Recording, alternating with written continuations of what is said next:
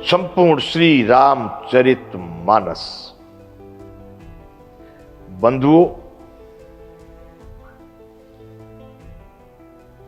रामचरित मानस की कथा यानी राम जी की कथा गोस्वामी जी की रचना के अनुसार हमने कल से शुरू की है, प्रारंभ से,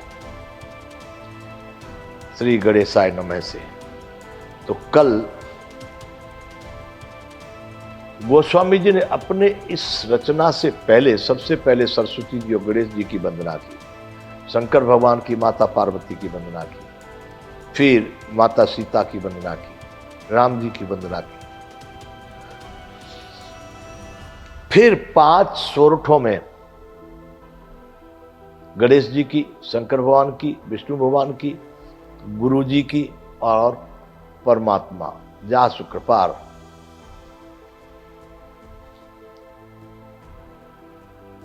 मूक होए बाचाल पंगु चढ़े गिरवर गहन, जासु कृपा सो दयाल द्रवव सकल कल मन दहन। इनकी वंदना करने के बाद फिर अंत में गुरु जी की वंदना की। बंदव गुरु पद कंज कृपा सिंधु नर रूप हरि, महामोह तम पुंज जासु वचन रवि कर निकल। वहां से फिर गुरु जी की वंदना करते करते वहां तक आए। गुरु जी की वंदना के बाद में फिर एक ही चौपाई में ब्राह्मणों की वंदना की। बंदव प्रथम महीसुर चरना, मोह जनित संशय सब हरना। उसके बाद फिर संतों की वंदना शुरू की और कपास के जैसा विशद और निर्मल यश संतों का बताया और प्रयागराज, तीर्थराज प्रयाग, त्रिवेणी की तरह से चलता फिरता प्रयागराज संत समाज को बताया। और फिर प्रयागराज की रचना में कल बताए, बट विश्वास अचल निज धर्मा, तीर्थ राज समाज सुकर्मा। अपना धर्म में पूर्ण विश्वास रूपी अटल अक्षय व्रत है, अक्षय बट, और अपने कर्म रूपी तीर्थराज में जो समाज है, सबय सुलभ सब दिन सब देशा, सेवत सादर सुमन कलेसा। और ये संत समाज रूपी प्रयाग सबके लिए सब समय में उपलब्ध है और इसकी सेवा करते सारे कष्टों को दूर करने वाला है। अकत अलौकिक तीर्थराव दे सद्य फल प्रकट प्रभाव। ये तीर्थराज अलौकिक है, इसका प्रभाव प्रकट है, तत्काल फल देने वाला है। सुन समझें जन मुदित मन, मंजहें अति अनुराग, लहं चार फल अछत तनु, साधु समाज प्रयाग। जो मनुष्य इस संत समाज रूपी तीर्थराज का प्रभाव प्रसन्न मन से सुनते और समझते हैं, सुन समझें जन मुदित मन, मंजय अति अनुराग, और अत्यंत प्रेम पूर्वक इसमें गोते लगाते यानी इसको बार बार अपने हृदय में धारण करते हैं। लहं चार फल अछत तन, इस शरीर के रहते ही वो चारों फल अर्थ धर्म काम मोक्ष प्राप्त कर जाते हैं। साधु समाज प्रयाग, यह संत समाज रूपी प्रयाग में प्रेम पूर्वक गोते लगाने से इस शरीर के रहते ही अर्थ धर्म काम मोक्ष चारों पदार्थ प्राप्त हो जाते हैं। बंधुओं, कल यहां तक हम कथा कर चुके हैं, अब यहां से आगे अभी संतों की इस तीर्थराज प्रयाग की, संत रूपी जो तीर्थराज है, मुझ मंगलमय संत समाजू, जो जग जंगम तीर्थ राजू, उसी तीर्थराज की अभी यहां पर बात हो रही है कि मंजन फल पे किए तत्काला, का कहों पिक बकऊ मराला, सुन आचर्य करे जन कोई, सतसंगति महिमा नहीं गोई। इस तीर्थराज में स्नान करने से मंजन फल पेखिए तत्काला, इसका परिणाम, इसका फल तत्काल ही देखने में आ जाता है। संतों के सेवा में लगे तो स्वभाव बदल जाएगा। का कहों पिक बकऊ मराला, कौवे कोयल बन जाते हैं और बगुले हंस। बंधुओं, ये उसी परमात्मा के अनुचर हैं संत, जो चेतन को जड़ करे, जड़े करे चेतन, राई को पर्वत करे, पर्वत राई माँ है।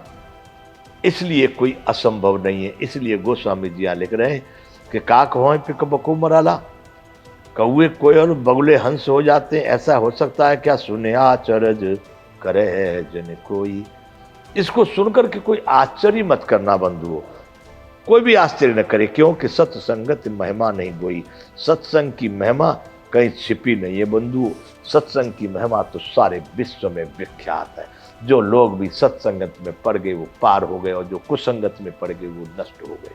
इसलिए हानि कुसंग सुसंगत लाहू, लोको वेद विदित सब खाऊ। सत्संग की महिमा बता रहे, संतों की संगत की महिमा बता रहे कि वाल्मीक नारद घट जोनी, निज निज मुख ने कही निज होनी। वाल्मीकि जी, नारद जी और अगस्त जी घटजोनी, इन्होंने घड़ों को, घटजोनी कहते हैं उनको, समुद्र को पी गए थे। कुंभज ऋषि हैं वो, घड़े से पैदा हुए। वाल्मीकि नारद घटजोनी, निज निज मुख ने कही निज होनी। अपने अपने मुखों से सबने अपने जीवन का वृत्तांत कहा है। क्या वृत्तांत कहा? सत्संग का प्रभाव। सुने आचर्य करे जन कोई, सत्संगत महिमा नहीं गोई। महिमा छिपी नहीं, इसलिए प्रगट में कुछ बता रहे हैं। कैसे नहीं छिपी है? कि वाल्मीकि, नारद और अगस्त ऋषि ने अपने अपने मुंह से अपने जीवन में सत्संग की महिमा बताई है।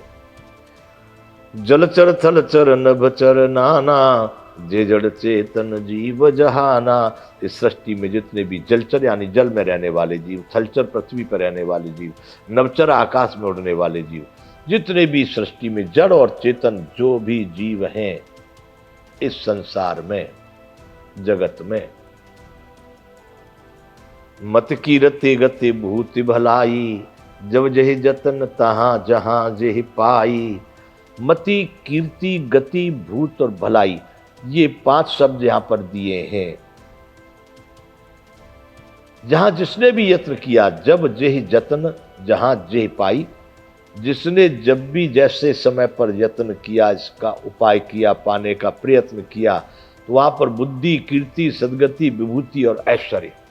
भूत मतलब ऐश्वर्य, गति यानी सद्गति, कीर्ति यश, मति बुद्धि और भलाई यानी अच्छाई। जहां पर भी जिसने यत्न किया वहीं पर प्राप्त हुई सत्संगत वालों को, सत्संगत वालों को। सो जानब सत्संग प्रभाव, लोको वेद नयान उपाऊ।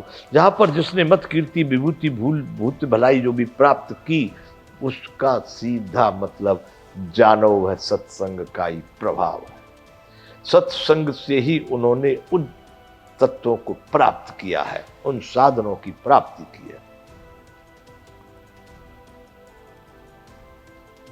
सो जानब सत्संग प्रभाव, लोको वेद ना अनुपाऊ। लोक में और वेदों में इसकी प्राप्ति का कोई दूसरा उपाय नहीं कहा है। सत्संग